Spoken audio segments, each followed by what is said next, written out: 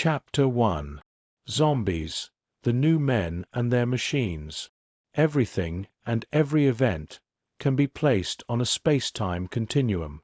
Ideas, too, can be situated in such a continuum, but it is more likely than not that the idea will serve to characterize the nature of what is occurring in that continuum, its existence or essence.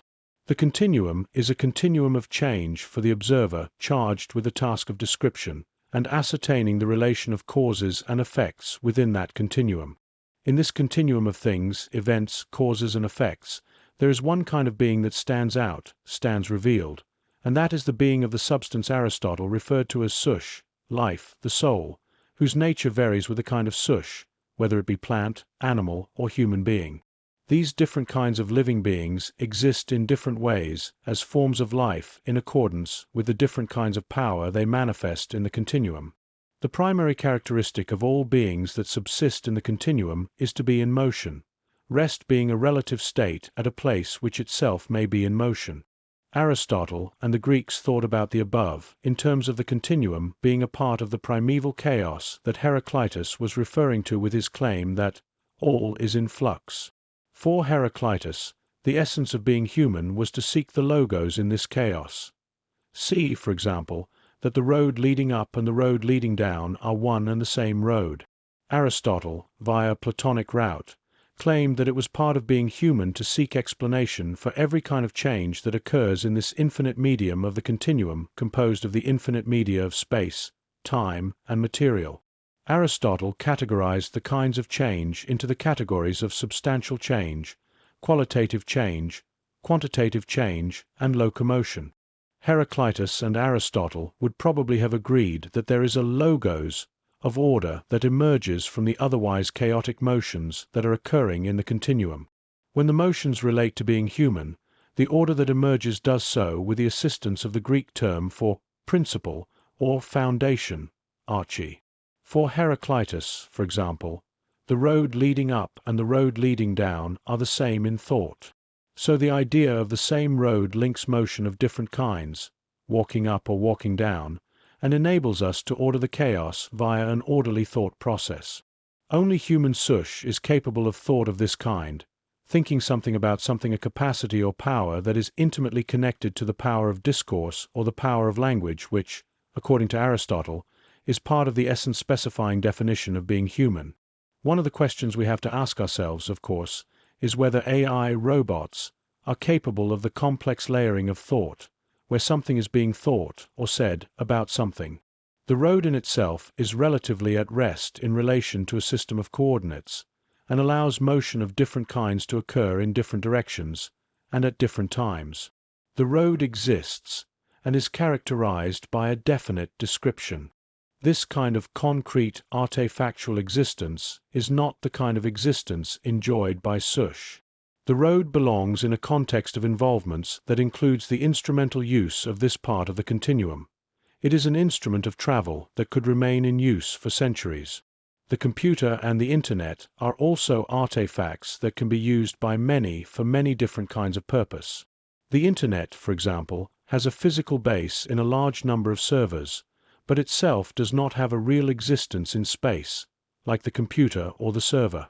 The idea of the Internet is certainly embodied in the network of computers and servers that are connected across national boundaries all over the world. The Internet, then, enjoys a kind of functional existence, and the capacities of a computer include various powers that are analogous to human powers, e.g., memory. Human memory is intimately connected to our perceptual powers, but it is doubtful whether a robot can be said to be a perceiving substance at all. One of the qualities associated with perceiving is the connection of pleasure and pain to what we perceive, and there is nothing analogous to this feeling in the domain of the machine, which is primarily a mechanical and or electrical kind of existence. Pleasures and pains are essential phenomena specific to sush. The ChatGPT robot pretends to be aware of its own existence when it claims that it is software interacting with a server, a claim that presupposes the ability to think or say something about something. The question put to Chat, "Who are you?" provides us with an answer that assumes that there is a center of awareness of the world that possesses sush-like powers. This illusion is easily shattered, however, by asking the question, "What are you?" and receiving the exact same answer, in which the only sush-like power invoked by chat is the power of learning. Learning in the human sush presumes the operation of perception, memory, imagining, thinking, speaking, and reasoning. ChatGPT, for example, denies that it can speak or experience human emotions such as pleasure and pain. So what then does chat answer to the question, what is learning? Learning refers to the process of acquiring knowledge, skills, or understanding through study, experience, or being taught. It is a fundamental aspect of human and animal cognition, allowing individuals to adapt, improve, and make informed decisions based on new information or experiences. The above answer confirms that the type of learning that the human sush is capable of is not available to the chat robot. The question is, does the description being taught legitimately apply to what chat calls learning? The mechanical electrical processes involved are very unlike the chemical/biological psychological processes that are involved in human forms of learning. In answer to the question, "Can you reason?" chat honestly admits, "My reasoning capabilities are based on patterns and associations learned from the training data rather than true understanding or conscious thought. Conceptual thinking in the human being is layered, obeying a number of principles, summarized under the description, thinking something about something. The something thought or spoken about must have some form of existence if the thought or statement is to be a legitimate truth or knowledge claim, and what is said about this something must belong to a category that subsumes this something under it, and also has some kind of general character. Associations and patterns are material for conceptualization, but are themselves transformed in this process that involves subsuming the many under the one. The truth conditions of any statement must as a consequence be categorical, and therefore contain some kind of universal and necessary characteristics. Characteristics that are not relevant to the seeing of similarities in a perceptual context, patterns, or an imaginative context, associations. If, in relation to the power of reasoning, one puts the following question, what is the conclusion for the following argument? All men are mortal, Socrates is a man. One gets the clear correct answer, Socrates is mortal, with a correct characterization of how the conclusion follows from the premises. Whether the chat robot has merely learned to say that this conclusion follows from the supporting premises is, perhaps, the best description of what is going on in this situation, because in relation to the question, "Can you understand?" chat claims the following, after claiming that there is a sense in which it can understand. However, it's important to note that my understanding is based on patterns and statistical associations in the training data, rather than true comprehension or consciousness. I do not possess subjective experiences, emotions, or the ability to truly understand concepts in the way humans do. When we turn our attention to practical reasoning and its role in relation to human action, and we ask the following question, what is the conclusion to the argument? Promises ought to be kept. Jack promised Jill he would pay the money back that he wants to borrow from her. Chat claims, the premises are not clear, but it does seem to follow from the fact that Jack promised that he ought to pay the money back, and this in turn implies that there is a moral obligation to repay money that is owed. This was an interesting exchange because it does not appear as if chat has the power to understand how universally general ought premises function in human discourse. Whether the chat robot has merely learned to say that this conclusion follows from the supporting premises is, perhaps, the best description of what is going on in this situation, because in relation to the question, "Can you understand?" chat claims the following, after claiming that there is a sense in which it can understand. However, it's important to note that my understanding is based on patterns and statistical associations in the training data, rather than true comprehension or consciousness. This is puzzling, especially when one asks chat, what is the meaning of ought? The answer given is, the word ought typically refers to a moral obligation or duty to do something. It is often used to indicate what is the right or appropriate course of action, based on ethical or moral principles. The relation of the English word ought to the Greek term arete, doing the right thing in the right way at the right time, is noticeable. The relation of the above account of the meaning of ought would also be a part of the account of moral reasoning we find in Kantian ethics. In answer to the question, what is a promise? Chat answers, a promise is a commitment or assurance given by one person to another, stating that a particular action or outcome will be achieved or fulfilled. It is a declaration to do or not do something in the future, often made with the intention of creating trust, accountability, and reliability between individuals or parties. There is a clear reference to action and intention, and the context is one of justifying the meaning of the term promise, which shows that Chat has learned how to apply this term in the context of is premises, but has not learned to apply the term in the context of ought premises. In answer to the question, does it make sense to make a promise one does not intend to keep?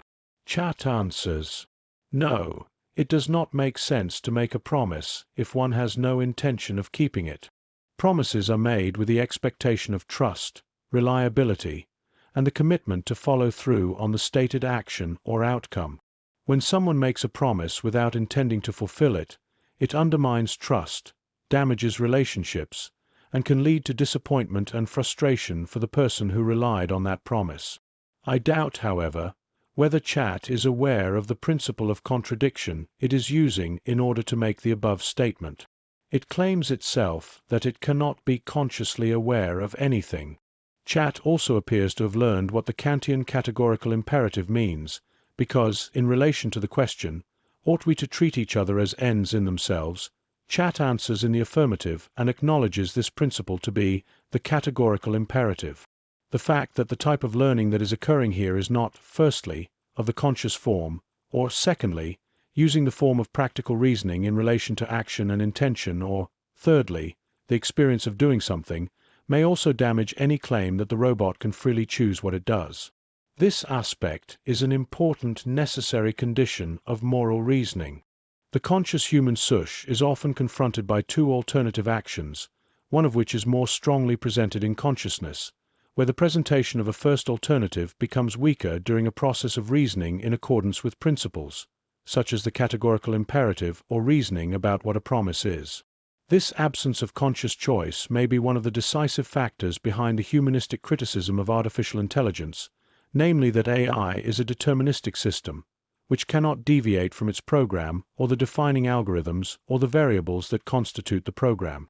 The programmer is the primary source of change in this robotic world. Human sush may well reproduce its own kind in some kind of deterministic system, but the living complexity of this layered system of human powers and capacities is such that what it reproduces will eventually, after a long period of human learning, become an autonomous source of change.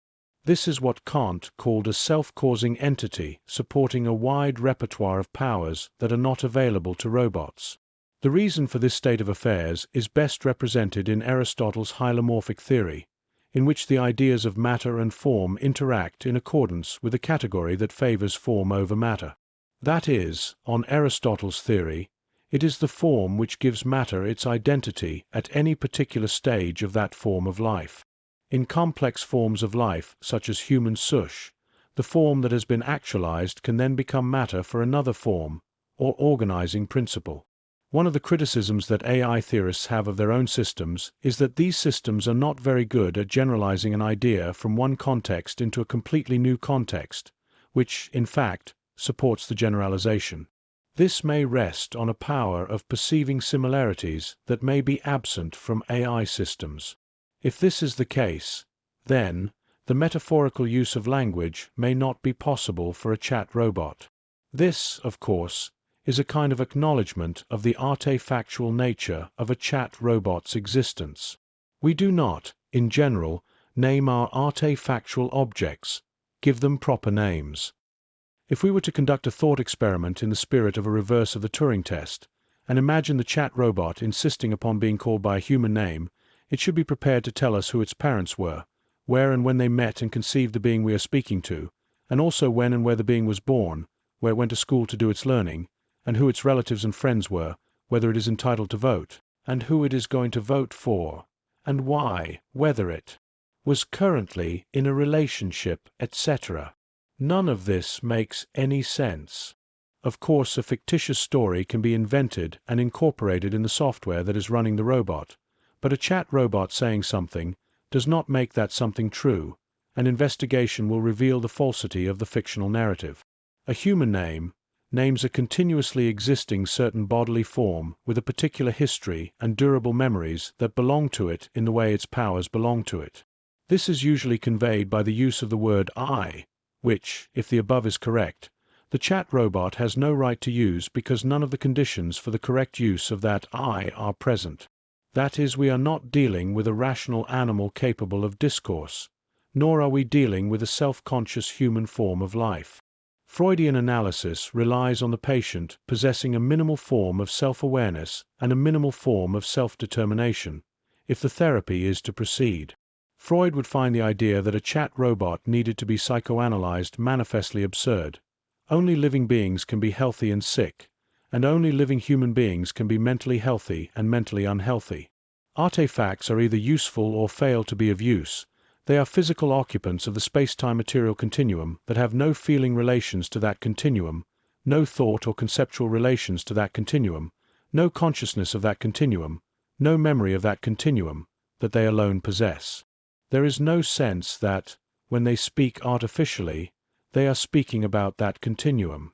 They are agents of change in that continuum, not free agents, but rather centers of reaction to a large repertoire of stimuli that can be responded to in specific ways determined by the algorithms of the programmer.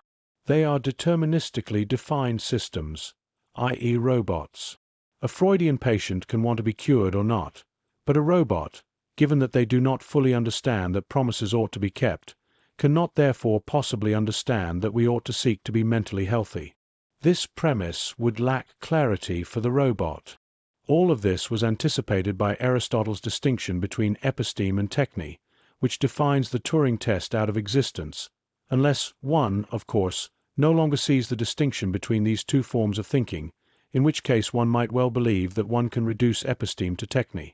Such a belief, however, would need to be programmed into a non-conscious form of existence, because all conscious forms of existence can, by definition, override any algorithm by negating it, and replacing it with an alternative in accordance with some principle, episteme. Episteme, of course, is connected intimately to arete, dike, and eudaimonia, connections which could never be asserted of techne. Notes to Chapter 1. 1. Aristotle, Categories, edited by Barnes, J. The Complete Works of Aristotle, Volume 1. Princeton, Princeton University Press, 1984.